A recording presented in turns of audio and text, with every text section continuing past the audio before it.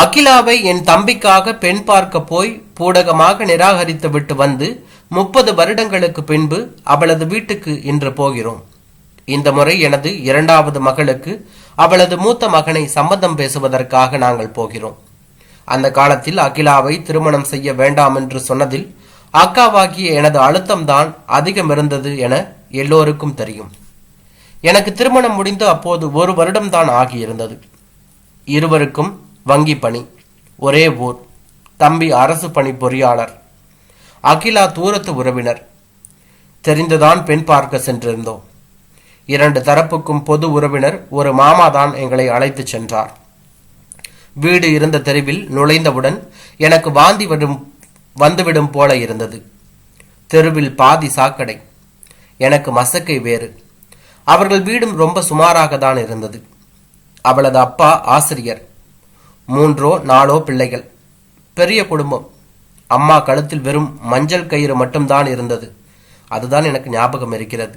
அகிலாவுக்கும் கூட ஏதோ தனியார் பள்ளியில் வேலை செய்கிறாளாம். அவங்க என்ன பிஎஃப் பென்ஷனோடவா வேலை கொடுத்திருப்பான்? டெம்பரவரியா தான் ஏதாவது வேலை கொடுத்திருப்பாங்க அந்த பள்ளிக்கூடத்துல. அப்படி இருந்தவர்கள் இப்போது இப்படி சென்னையில், அதுவும் முக்கியமான இடத்தில், அதுவும் நுங்கம்பாக்கத்தில் அபார்ட்மெண்ட் வாங்கினார்கள். பையனுக்கு வெளிநாட்டு படிப்பு வேறு, பெரிய மல்டிநேஷனல் கம்பெனியில் வேலை. முன்பு மாதிரி பொதுவான உறவினர்கள் யாரும் இப்போதெல்லாம் கல்யாண விஷயத்தில் ரிஸ்க் எடுப்பதே இல்லை. மேட்ரிமோனியால் தான் அதற்கு உதாரணம். அதுவும் அதில் ஜாதகம், உயரம், என்ஜினியர், ஜாதி, நிறம் என்று பல இன்டர்நெட் பொருத்தங்கள் பொருந்திய பின்பு பார்த்தால், ஐயோ இவன் அகிலாவின் பிள்ளை. அதற்குள் மனதில் ஆசை வந்துவிட்டது. எங்க பொண்ணு பிரியா 3 வருட வெளிநாட்டு வாசத்திற்கு பிறகு இப்பதான் திரும்பி கல்யாணத்திற்கு பச்சை கொடி காட்டினார். இந்த 2 மாதத்தில் 30 பையன்களை வெவ்வேறு கட்டங்களில் கழித்தாகிவிட்டது. இந்த பெண் பிள்ளைகளுக்கு இப்ப சாய்ஸ் ரொம்பதான் அதிகமாகிவிட்டது. இந்த பையன்தான் மாப்பிள்ளை பார்க்கும் படலம் வரைக்கும் தேறி உள்ளான். நேற்று வரை அம்மாவின் பெயரை பார்க்கவே இல்லை. அதற்கப்புறம்தான் தம்பிக்கு போன் செய்தேன். அக்கா, இந்த ரிஸ்க் எடுக்கணுமான்னு நல்லா யோசிச்சுக்கோ என்று என் தம்பி சொன்னான். எல்லா பொருத்தமும் இருக்கு, பையனும் மிகவும் லட்சணமா இருக்கான். அகிலாவை ஏன் வேண்டான்னு சொன்னோன்னு உனக்கு ஞாபகம் இருக்கா என்று அக்கால் கேட்க, எல்லாம் எனக்கு நினைவிருக்கிறது.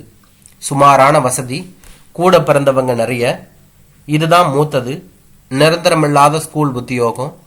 நாம வேண்டான்னு நினைச்சதுல என்ன தப்பு? நாமன்னு என்ன சேர்க்காதேக்கா. எனக்கும் அவளை ரொம்ப தான் பிடிச்சிருந்தது. நேர் பார்வை, மாநிறமானாலும் கலையான முகம், சின்ன கண்ணு, ஆனா பெரிய மொழி. இப்ப நினைச்சா கூட, அட பாவி, சரி அப்பனா நீயும் வாயேன் மாப்பிள்ளை பார்க்க. ஐயோ, ஹேமா கொன்னுடுவா. ஆனா நீ நல்லா யோசிச்சுக்கோ, நாம ஏன் ஒத்துக்கணும்னு அவங்களுக்கு தெரிஞ்சுதா இருக்கும். எனக்கு போறத தவிர வேற வழி தெரியலடா. ஞாயிற்றுக்கிழமை சொன்னபடி 10 மணிக்கு சரியாக போனோம். வரவேற்க அபார்ட்மெண்ட் வாசலுக்கே வந்து நின்றிருந்தார்கள். எங்கள் ஹோண்டா சிட்டியை அவர்களது பார்க்கிங் ஸ்லாட்டில் பென்ஸ் காருக்கு பின்னால் நிறுத்த சொன்னார்கள். 2வது மாடி. கிரக பிரவேச சுவடுகள் மிச்சமிருந்தன. வாசலில் நின்று பையன் வணக்கம் சொன்னான். உயரம், வேஷ்டி, விபூதி சகிதம் பார்த்தவுடன் பிடித்து போகும் அம்சங்களுடன் இருந்தான். கை கூப்பி நான் கார்த்திக் என்றான். வீட்டுக்குள் அடியெடுத்து வைத்தவுடன் என் கையை பிடித்து கொண்டு அகிலா சொன்னாள், மதனி, உங்களை பார்த்து எத்தனை வருஷமாச்சு, அப்படியே இருக்கீங்க, ரொம்ப சந்தோஷம் என்று சொன்னாள். எங்களுக்கும் தான், நீங்களும் அப்படியே இருக்கீங்க. என்ன மதனி, நான் எத்தனை வயசு சின்னவ? நீனே சொல்லுங்க, நீங்கன்னு சொல்ல வேணாம். அதிரசம், தட்டை, காஃபி சாப்பிட்ட பின் தையில் முகூர்த்தம் பார்க்கலாம் என்றாள் அகிலா. பொண்ணை பார்க்க வேண்டாமா என்றேன். இப்பதான் ஃபேஸ்புக்கில் 9 மணிக்கு பார்த்தாச்சே என்றான் கார்த்திக். என் மொபைலில் குறுஞ்செய்தி வந்தது. எனக்கு ஓகே பிரியாவிடமிருந்து வந்திருந்தது. தேதி பார்க்க அகிலாவின் அறைக்கு போனோம். அலங்கார செல்ஃபில் கார்த்திக் வாங்கிய கப்புகள் வரிசையாக நின்றன.